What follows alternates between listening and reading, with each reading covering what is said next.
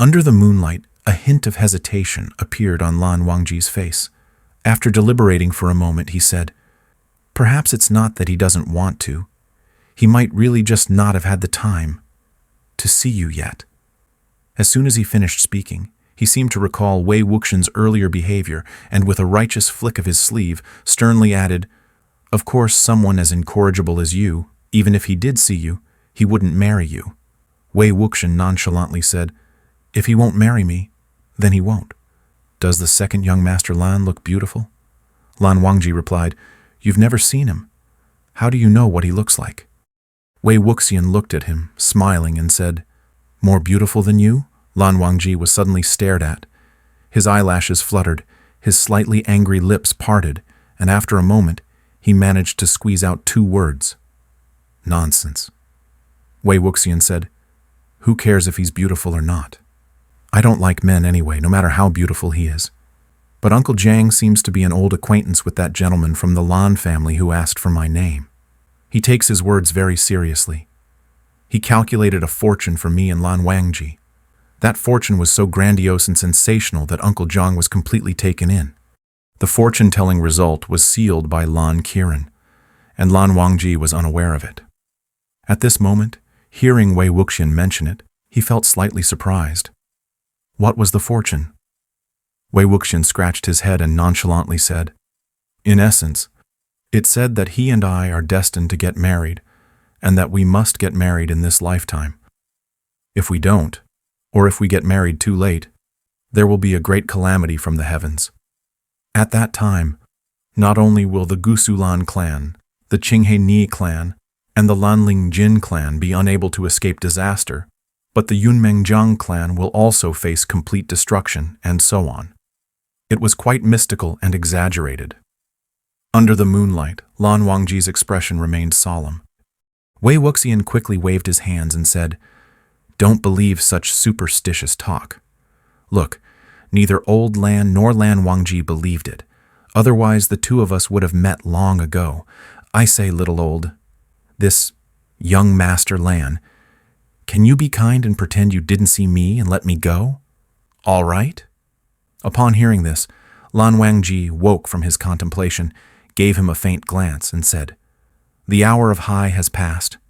The curfew is in place, and no one is allowed to enter or exit." Wei Wuxian groaned. "Don't be so rigid. I have 2 jars of privately stored Emperor's Lapham here. I'll give you 1 jar, and you let me go. How about that?" Saying this, he reached his hand into his bag to fetch it. Lan Wangji's face was very cold as he replied, "Alcohol is forbidden in Yunshan." That night, no matter how much Wei Wuxian tried to coax and persist, Lan Wangji simply refused to let him go. Whenever Wei Wuxian attempted to escape, Lan Wangji would draw his sword without a second thought and strike. Though Wei Wuxian wasn't afraid of him, their skills were evenly matched, and they dueled for most of the night without a clear victor. Eventually, Wei Wuxian had no choice but to stop and return to his room begrudgingly. The walls of Yunshan were all sealed with barriers. Anyone without a valid access token would be blocked by these barriers. The weakest points in the barriers were guarded by patrols, and to successfully make his way down the mountain, Wei Wuxian had to pass through these guarded checkpoints. There was no other way. Every night thereafter, Wei Wuxian attempted to escape under the cover of darkness. Unfortunately, luck was not on his side, and every time he ended up encountering Lan Wangji, who was on night patrol. They would engage in fierce battles on the rooftops, neither able to gain the upper hand. This continued for several consecutive nights. Both of them rarely encountered opponents who were their equals. They gave their all, using their full range of skills and techniques, never relaxing for a moment. They fought to their heart's content, and as they fought more, they couldn't help but develop a mutual appreciation for each other's abilities through these nightly encounters. At least, that was how Wei Wuxian felt. One night, under a bright full moon and scattered stars, the sword light shone brilliantly. Wei Wuxian said, "Little old-fashioned, are we still going to fight?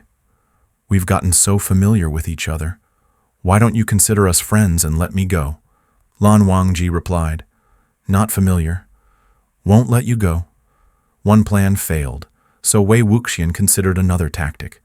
Since a straightforward confrontation wasn't working, he decided to try a softer approach.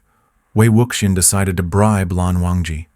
Unsure of Lan Wangji's preferences, he chose some sweets and snacks he had brought from Yunmeng, such as candied lotus seeds and sugar-coated lotus roots. That night, Lan Wangji was patrolling the rooftops when he saw two delicate snack boxes tied together with a string and attached to one of the roof ornaments. Beneath the boxes was a note that read, "Kind young Master Lan, please allow me to escape. Once I return to Yunmeng and marry a lovely wife, I will invite you to a grand wedding banquet." Lan Wangji coldly glanced around, aware that Wei Wuxian was hiding in the shadows, eagerly waiting for his response. He let out a small scoff of nonsense at the corner of his mouth, untied the snack boxes from the rooftop, and let them gently drop to the ground. He placed them conspicuously in an open area and left without a second look, clearly showing his disdain. Wei Wuxian was not discouraged and continued with his bribery plan. The next day, he personally roasted 2 fat Crucian carps and placed them, steaming hot, at the usual spot. Lan Wangji, upon seeing the shape of the fish, knew they must have been freshly caught and roasted nearby. His expression grew even grimmer. He returned them in the same manner, dryly saying, "No killing is allowed in Yunshan."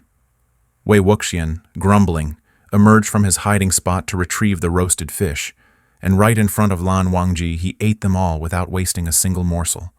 On the 3rd day, Wei Wuxian presented various small magical trinkets he had crafted himself, along with several peculiar talismans with different functions.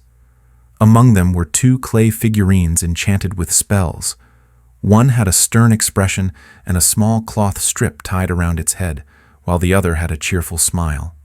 The 2 were holding tiny wooden sticks and clashing energetically. In the end, the smiling figurine snatched the cloth strip from the stern one's head and tied it around its own head. Lan Wangji, infuriated, threw the clay figurines, causing them to roll a couple of times on the roof before falling to the ground and shattering into pieces. From the corner among the flowers, where initially there had been the sound of mischievous giggling, there came a sudden pause. The laughter was replaced by a gasp of disbelief, and within it, the sound of a heart breaking was faintly discernible. After a while, the black silhouette quietly departed. Lan Wangji almost wanted to chase after him but restrained himself, his fingers curling into a fist inside his sleeve. For the following 2 days, Wei Wuxian did not show up. During the day, the meeting in the elegance room continued meticulously as usual. After exiting the elegance room, Lan Wangji's gaze involuntarily drifted towards the orchid room. After taking a few steps, he called out to a passing girl, "Excuse me, what class is scheduled for today?" For so many days, Lan Wangji had never stopped someone on the road to initiate a conversation, making this unprecedented act attract countless attentive and envious gazes.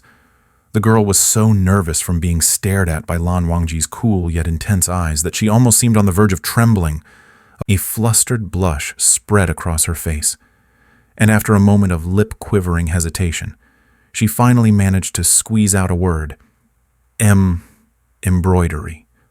Lan Wangji thoughtfully repeated the word. Embroidery.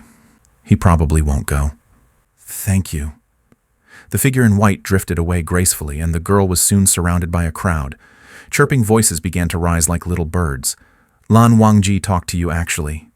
Do you think he might like you? Speaking of which, he seems different in some way these past few days. How different? Tell us. I can't really tell, but he seems to have become a bit more lively. Under the moonlight, the blue tiles shimmered like water, and a solitary figure cast a shadow. Suddenly, another shadow jumped beside this one. Lan Wangji's long brows twitched slightly. His figure, as elegant as jade, remained steadfast and unmoved. A familiar voice sounded in his ear. Little old-fashioned, haven't seen you for 2 days. Did you miss me? Lan Wangji gazed into the distance, not looking sideways. What are you looking at? Is it more attractive than me? The voice quickly moved from one side to the front, and its owner completely filled Lan Wangji's field of vision. Lan Wangji had no choice but to glance at the smiling face in front of him. Wei Wuxian pulled something out from his chest pocket and, with a triumphant look, said, "I brought you something good today.